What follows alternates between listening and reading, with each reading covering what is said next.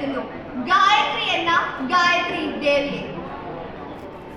സമൂഹത്തിലെ ഉന്നതനും പ്രമാണിയുമായ അഭിലാഷ് എന്ന 48 വയസ്സുകാരനെ കഴുത്തറുത്തു കൊന്നു എന്ന കാരണത്താൽ ശിക്ഷ അനുഭവിക്കുന്ന ഗായത്രി ദേവി ഒരു മാനസിക രോഗിയാണെന്ന് കോടതിക്ക് ബോധ്യപ്പെട്ടതിനാൽ IPC 84 പ്രകാരം വിട്ടയക്കുന്നു. അവരെ ഡോക്ടർ സലീമിനോടൊപ്പം അദ്ദേഹത്തിന്റെ മാനസികാരോഗ്യ കേന്ദ്രത്തിലേക്ക് പറഞ്ഞയക്കുവാൻ ഇതിനാൽ ഈ കോടതി ഉത്തരവിടുന്നു. വേണ്ട, എന്നെ വെറുതെ വിടണ്ട.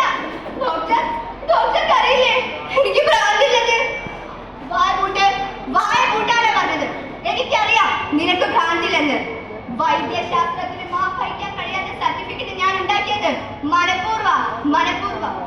ഇതില്ലായിരുന്നെങ്കിൽ നിനക്ക് കിട്ടാൻ പോകുന്ന ശിക്ഷ എത്ര വലുതായിരിക്കും അറിയോ നിനക്ക്? മോളെ, നിന്നെ കുഞ്ഞുനാളിലേ അറിയണവരാ ഞാൻ.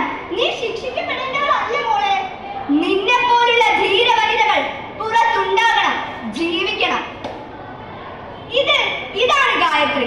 ഇത് കാണാത്ത കാഴ്ചകൾ എന്ന ചാനൽ പരിപാടിക്ക് വേണ്ടി ഞാൻ കെട്ടിച്ചമച്ച കഥയല്ല. ഒരു അന്യമതക്കാരനെ മാരേജ് ചെയ്യുക എന്ന കാരണത്തിൽ സമൂഹത്തിൽ ഒറ്റപ്പെട്ട ഗായത്രി അദ്ദേഹത്തിന്റെ പെട്ടെന്നുണ്ടായ മരണത്തിൽ തീർത്തും അനാഥയായെങ്കിലും കുഞ്ഞിനെ പട്ടിണി അറിയിക്കാതെ വളർത്തി. പെൺകുഞ്ഞായിരുന്നു എന്നതും ബുദ്ധിമാന്യമുള്ള കുഞ്ഞായിരുന്നു എന്നതും ഗായത്രിയെ തളർത്തിയില്ല. ബുദ്ധിമാന്യമുള്ള കുഞ്ഞായിരുന്നുവെങ്കിലും മോളും എല്ലാ രംഗത്തും മിടുക്കിയായിരുന്നു, സുന്ദരിയായിരുന്നു. അലൈപായുതേ കണ്ണാ എൻ മനമിക അലൈപായുതേ. ഇനി അമ്മയുടെ മോളൊന്ന് കളിച്ചേ. അമ്മ കാണട്ടെ അമ്മയുടെ മോൾ എങ്ങനെയാ കളിക്കുന്നേന്ന്.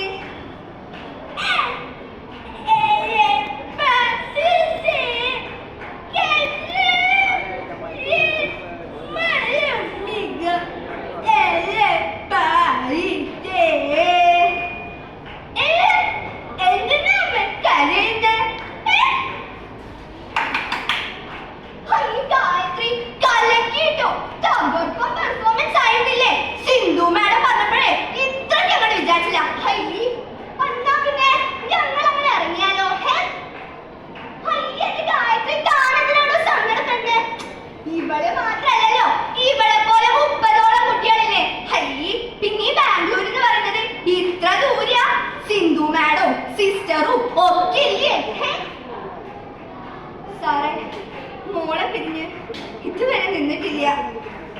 യാത്ര ചെയ്യാൻ കഴിയാത്തോണ്ടാ. ഇല്ലെങ്കിൽ ഞാനും വന്നേനെ. മോള് സമ്മാനം കഴിക്കാൻ പോവല്ലേ? ഫസ്റ്റ് വാങ്ങിട്ട് വരാട്ട.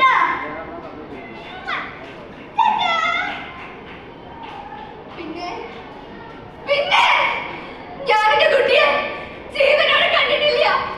അന്ന്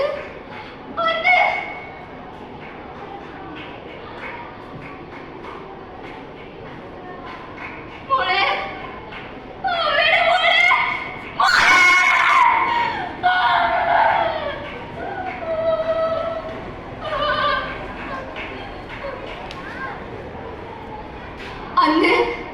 അന്ന് അയാൾ എങ്ങും പോയിട്ടില്ല. അന്ന് തന്നെ ഞാൻ അയാളെ വെട്ടി കഴുത്തറുത്ത് കൊന്നു. ഭ്രാന്തായിട്ടല്ല ഞാൻ കൊന്നത്. അങ്ങനെയല്ല പറയേണ്ടത്. അമ്മേ, സ്വയം മനസ്സിലാക്കിയിട്ടും കാലം ഇത്രയായില്ലേ? അമ്മ എന്തിനാ അമ്മയെ തന്നെ ഇങ്ങനെ സ്വയം പീഡിപ്പിച്ചുകൊണ്ടിരിക്കുന്നത്? ഈ പൂട്ടിയിട്ട മുറി ഇനി എത്ര നാളമ്മേ? മോള് ചോദിച്ചില്ലേ എത്ര നാളെന്ന്?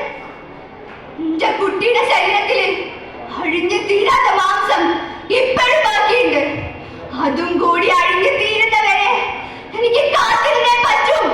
ഇല്ലെങ്കിൽ അവർ ഇനിയും സാമൂഹിക നേതാക്കന്മാരായും രാഷ്ട്രീയ നേതാക്കന്മാരായും ഒക്കെ അവർ ഇനിയും വരും. ഇനി അവർ വന്ന വെട്ടി കൊല്ലും ഞാൻ.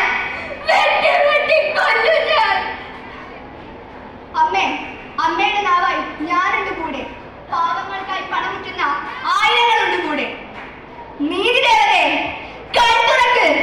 ഇല്ലെങ്കിൽ ഇനി നിന്റെ മടിക്കുത്തിലാകും അവരുടെ കൈകൾ. നന്ദി, നമസ്കാരം.